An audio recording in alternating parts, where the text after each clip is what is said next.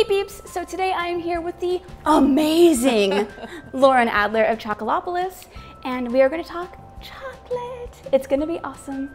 So please tell me and the amazing audience all about Chocolopolis, how it got started, and how you feel about chocolate today. So who doesn't love chocolate? And I used to work in the online industry and e-tailing. And a lot of my former colleagues would say to me, well, why don't you just start an online store? And I said, because I want to get to know my customers. And I would say that that is what I love about this business. I have customers who have become friends. We get new customers all the time. Being able to introduce them to chocolate for the first time, like good quality bean-to-bar craft chocolate, is amazing. It's great for me. I really love building these relationships and getting to know these people. In terms of the store, we opened 11 years ago. I know. It was 2008. There were a handful of American craft chocolate makers, about 6 or 7, depending on whether you count Canada.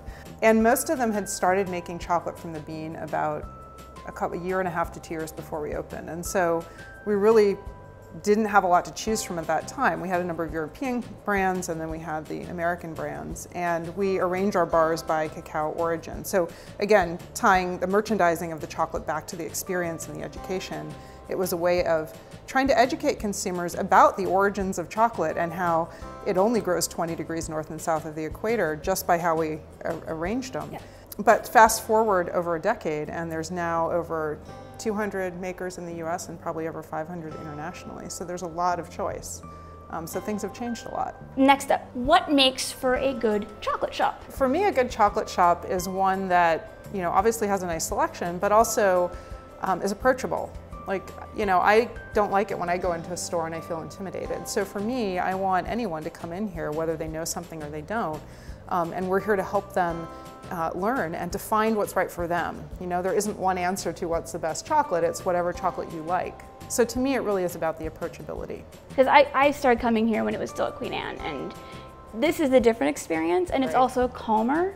And I really like how calm and inviting it is to just be here.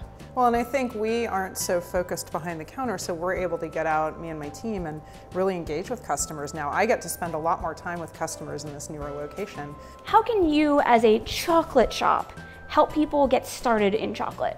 For us, it's about educating the consumer. It's about providing them some samples, having them try some things to kind of figure out where they are in their chocolate journey, and then helping locate the right place for them.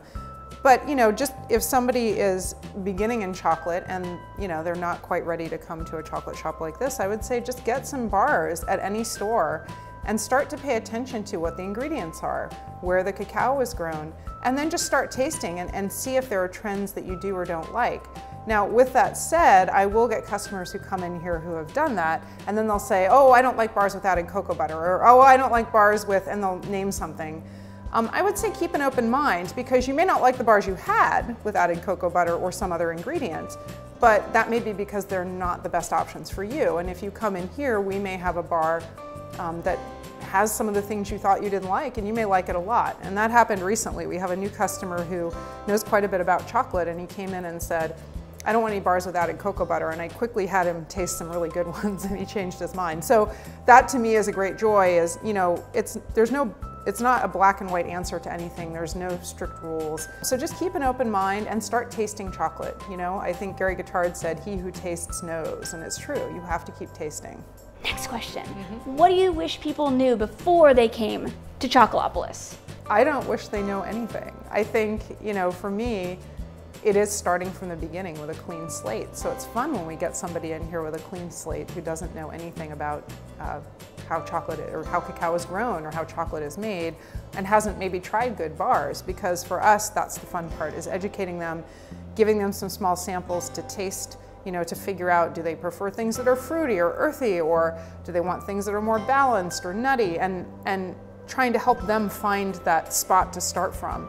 And so for me, I don't want them to know anything. And I also feel like it goes back to the intimidation factor. I don't want people to feel like they can't come in here unless they know something. And she keeps on not announcing that she has chocolate tasting classes. Like, seriously, if you're feeling intimidated and really intimidated, I would highly recommend going to one of the classes. They're really awesome folks.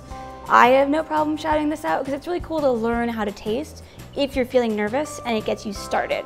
and it's every Saturday.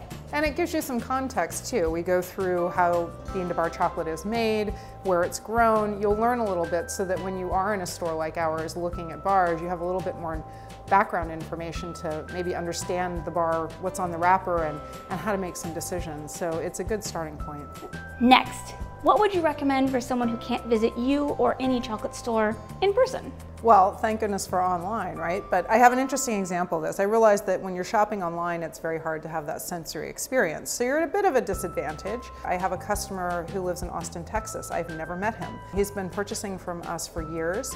He started online and then eventually started calling to ask questions, and now he just calls me. He'll call me and say, okay, Lauren, I'm ready to buy, and I will grab a little shopping basket and I'll go around the store and tell him what's new and pick out his favorites, and we'll have a conversation about the bars. So, for us, you don't have to be here physically. It is definitely a little bit harder because I can't hand you a sample of something to try first. But we do sometimes put samples in the shipments if we think there's something you might like to try based on what you've ordered. We can put a little sample in the shipment, so next time you'll know. It is harder if you can't go to a store in person. I'm assuming you have access to some store and some kind of chocolate, so even if it's not the best chocolate, but you have access to some, at least get some chocolate, read the ingredients, start tasting, and start to understand, and then call someone like us or order online. But feel free to call a store like ours and ask questions, because that's what we're here for, and that's what we really enjoy doing. Which means we need to go and taste some chocolate. Exactly. So now we're gonna try some chocolate. Lauren is being the bar demonstrator. You gotta take it away and tell me what we're eating. Okay, I picked two of my favorite bars and favorite makers. We're gonna start with the Patrick 75% Madagascar. Ellen McClure from Patrick makes two different Madagascar bars, a 75 and a 67. I think they're both incredible. They're very different bars. It's in the way he's treating the cacao beans, but they're very different and they're both wonderful.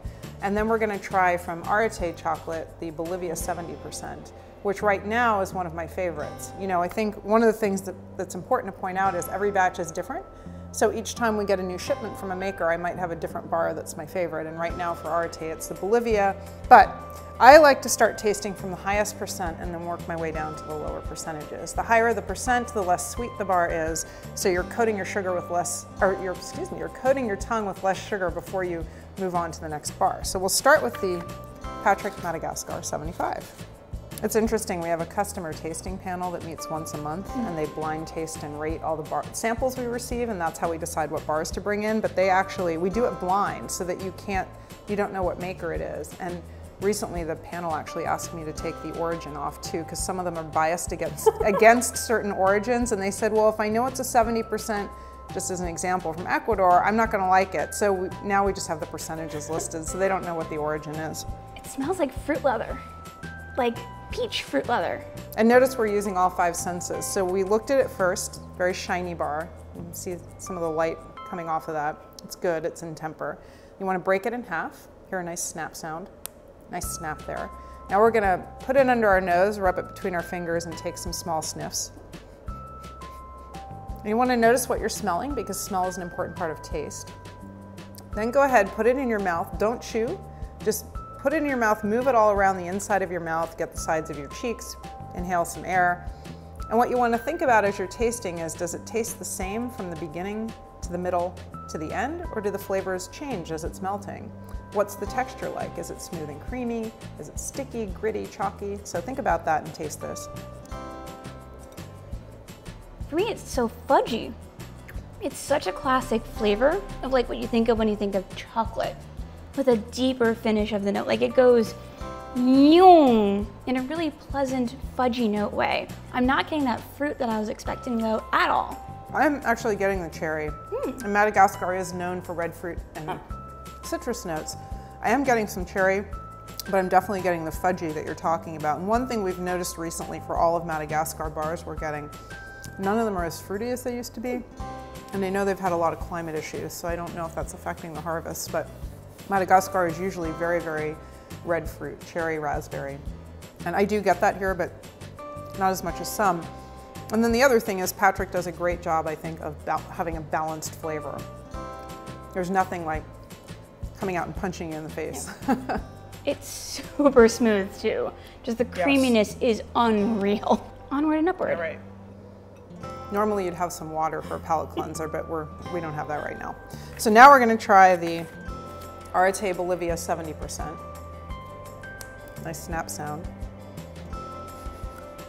Because we don't have water, I'm using a cheat move. I'm coating my palate with this chocolate as fast as I can, so the next taste will be more of this bar than the other bar. I get blackberries and cream, but with this one I get a pretty strong blackberry note. I'm getting just this fruity note where it's not letting me identify it, but it's really pleasant. Like, it's not as smooth as the Patrick, and I'm appreciating the experience of how it feels. It's almost kind of I'm getting a little blackberry-ish, but like just more of a berry note, and then this almost a shortbread note coming in, not very strong, but just everything subtle and gentle, like being on a lazy river of chocolate. Have my last piece of chocolate now. Sometimes it's fun to, even though you start with the highest percent and go to the lowest, sometimes I enjoy going back and trying the other one again. My one recommendation there is don't go from 40 to 100. I did that once. Very much regret. On that note, do you have any final thoughts you wish people would know or should take away from this whole thing? I would say don't be intimidated. If you like chocolate, start trying things and see what you like about, what type of craft or artisan chocolate you like. And if you like milk chocolate, that's okay.